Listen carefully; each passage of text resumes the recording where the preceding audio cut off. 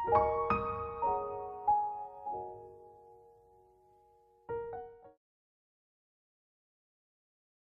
Everyone, welcome to my YouTube channel the soulful diary. आज की video में हम बात करेंगे W.B. Yeats की poem a prayer for my daughter के बारे में। W.B. Yeats के बारे में हम पहले एक वीडियो में डिस्कस कर चुके हैं, जिसका लिंक डिस्क्रिप्शन में है। चलिए आज की वीडियो में अ प्रेयर फॉर माय डॉटर के बारे में बात करते हैं। पोम को इन डेप्थ जानने से पहले जान लेते हैं उसके कुछ की फीचर्स। यह एक लिरिक पोम है जो 10 स्टैंजास में डिवाइडेड है। 8 लाइंस हैं हर स्टैंजा में है। इसमें पोएट ने अपनी फैमिली के बारे में बात की है। It demonstrates his concern and anxiety over the future wellbeing and prospects of his daughter एने। जो मेन मैसेज है इस पोम का कि एक फादर चाहते हैं कि उनकी डॉटर जो है ग्रो करे with wisdom. The pome is deeply touching and is filled with universal concerns of a parent for their child. The pome first appeared in his collection of poetry Michael Roberts and the dancer in 1921। यह pome जो है question कर रही है कि daughters को best कैसा race करना है। The pome not only expresses the helplessness of Yeats as a father, but all father who had to walk through this situation. He wants to give his daughter a life of beauty and innocence, safety and security. He further wants her to be well-mannered and full of humility, free from intellectual hatred and being strongly opinionated. Finally, he wants her to get married into an aristocratic family which is rooted in spirituality and traditional values. Stanza 1. Once more the storm is howling, and half hid under the cradle hood and coverlid my child sleeps on. There is no obstacle but Gregory's wood, and one bare hill, whereby the haystack and roof levelling wind bred on the Atlantic can be stayed, and for an hour I have walked and prayed because of the great gloom that is in my mind. ये जो pome है वो begin होती है एक child की image से जो क्रैडल यानी पालने में सो रहे हैं, जो हाफ हिडन है बिकॉज ऑफ इट्स हुड। जो चाइल्ड है वो बहुत इनोसेंटली सो रहा है। I am just the हाउलिंग storm outside but the poet can settle down because of the storm inside him. The storm howling symbolizes destruction mentioned by the poet in his poem, The Second Coming. The wind bred in the Atlantic has no obstacle except the east state of Lady Gregory, referring to the poet's patroness and a bare hill. The wind is direct impact, meaning the outside world's force, especially on his daughter, worries the poet. Because of this great gloom, he walked and prayed for his daughter to be protected from the physical storm outside and the political storm brewing across Ireland. Stanza 2.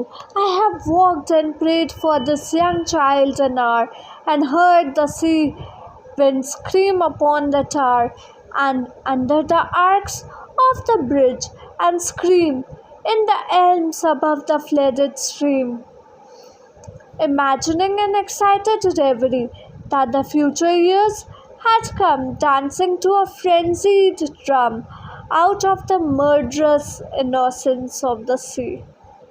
इस stanza में poet जो है वो अपने future concerns को बता रहे हैं। He hears the sea screaming upon tower under the bridge and elms above the flooded stream. The onomatopoeia word scream and the flooded stream symbolize the poet's overwhelming anxiety for his daughter. It also refers to the great flood in the Bible. Due to this haunting fear, he imagines the future coming out of the sea and dances to the frenzied drum, drifting to war and bloodshed. In the last line of the poet employs the paradox of murderous innocence to contrast the world and his daughter, which also recalls the images of blood-dimmed tide in the Second Coming. Stanza 3. May she be granted beauty, and yet not beauty to make a stranger's eye distraught, or her before a looking glass for such, being made beautiful overmuch. Consider beauty a sufficient end, lose natural kindness and maybe the heart revealing intimacy that chooses right and never find a friend. इस stanza में poet pray कर रहे हैं कि उनकी daughter को beauty gift करे. At the same time, he doesn't want her beauty to be distraught or make her dependent on her beauty for everything. Further, he doesn't want her to become proud or vain, that she spends all day staring at the mirror and fails to have natural companionships.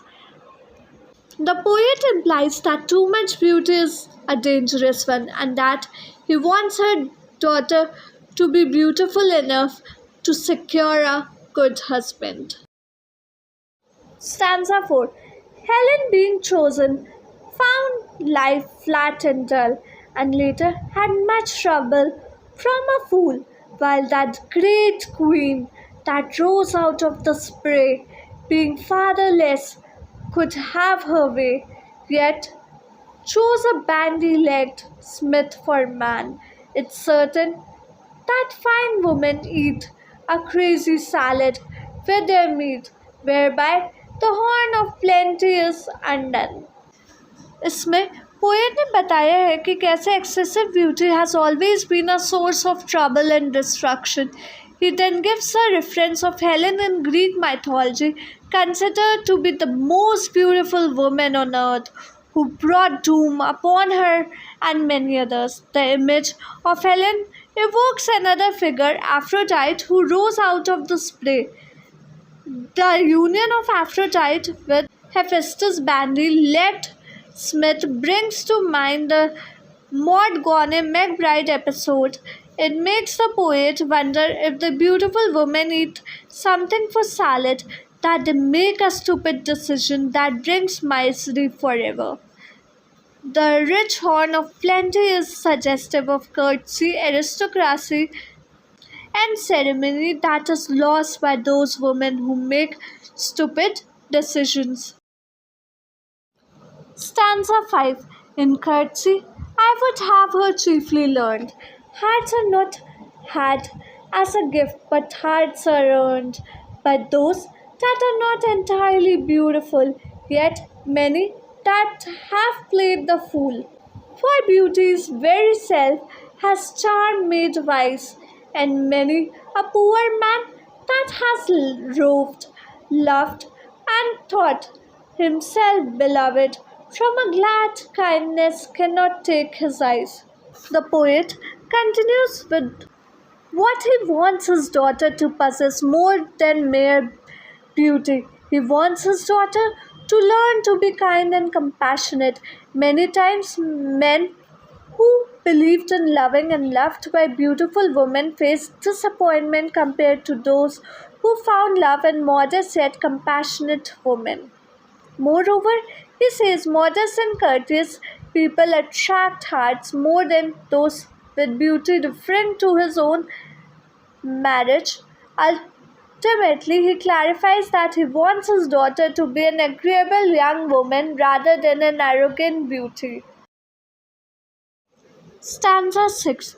May she become a flourishing hidden tree, that all her thoughts may like the linnet be, and have no business but dispensing round their magnanimities of sound, nor but in merriment begin a chase, nor but in merriment a quarrel. Oh, may she live like some green laurel, rooted in one dear perpetual place. The poet continues to talk about his hopes and expectations for his daughter. As she grew up, he wanted her to be happy and content. He wants her to become a flourishing hidden tree, and her thoughts like a linnet. He wants her to be satisfied with herself and infect others with her happiness. Further, he wants her to live like a laurel rooted in a particular place. The poet reveals his wish for his daughter to be rooted in the tradition. Stanza 7. My mind, because the minds that I have loved, the sort of beauty that I have approved, prosper but little, has dried up of late, yet knows that to be choked with hate may well be of all evil chances chief.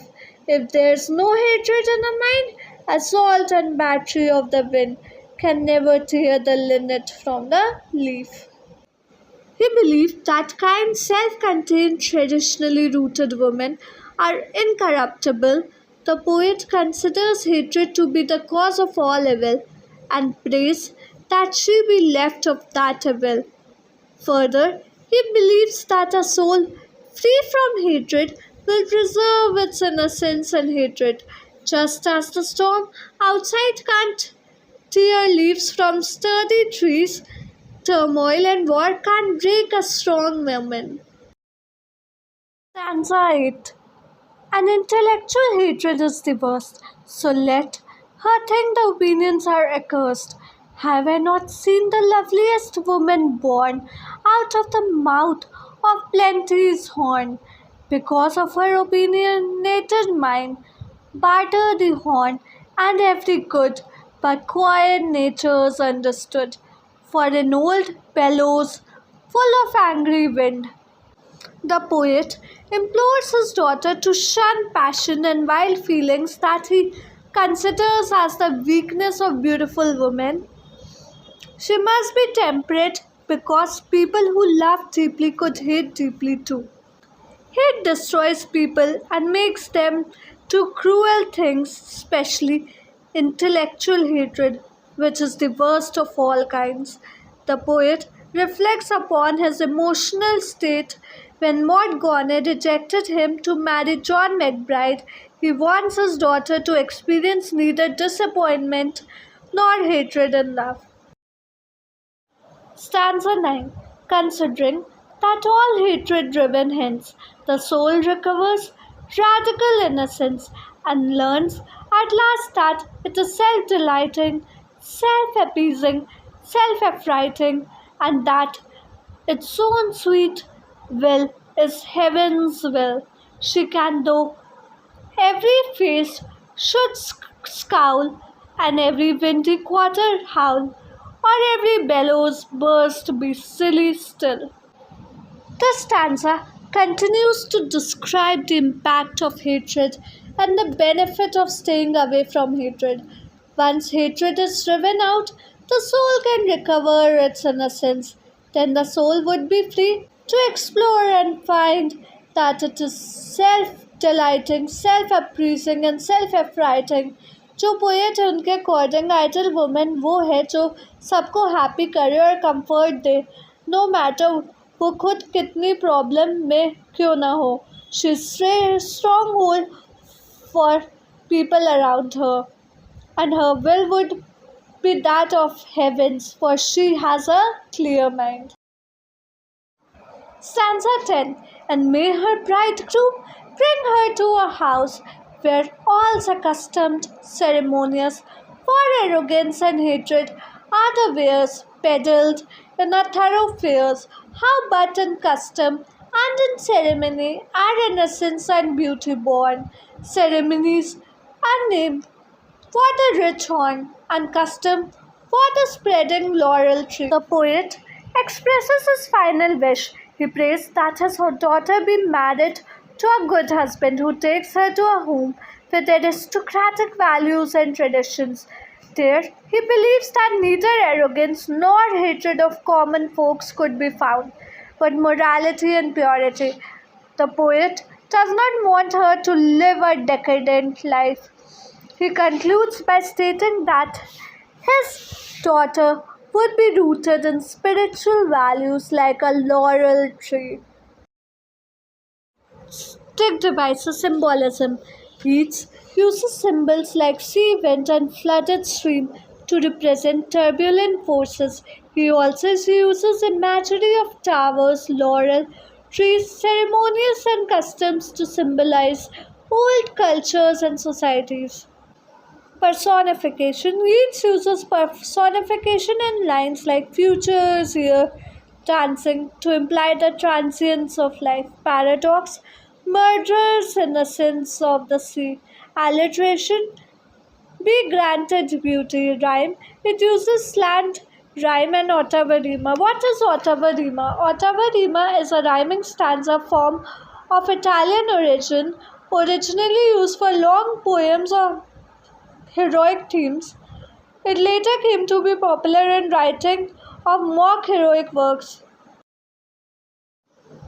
Themes. जो main theme है poem की वो है father's deep love and concern for his daughter it proceeds with a focus on his hopes for her wisdom virtues and happiness as she grows up. Here are a few questions that I would like you to think upon. Why does Yeats pray for his daughter not to be overly beautiful? And second, how does Yeats show his love for his daughter in the poem? Thank you. I hope आज की video आपको पसंद आई। अगर अच्छी and informative लगी तो like share and subscribe to my channel. हमें comment करके बताइए कि आप किस टॉपिक में वीडियो देखना चाहते हैं। मिलते हैं कल एक और इन्फॉर्मेटिव वीडियो के साथ शाम 4 बजे।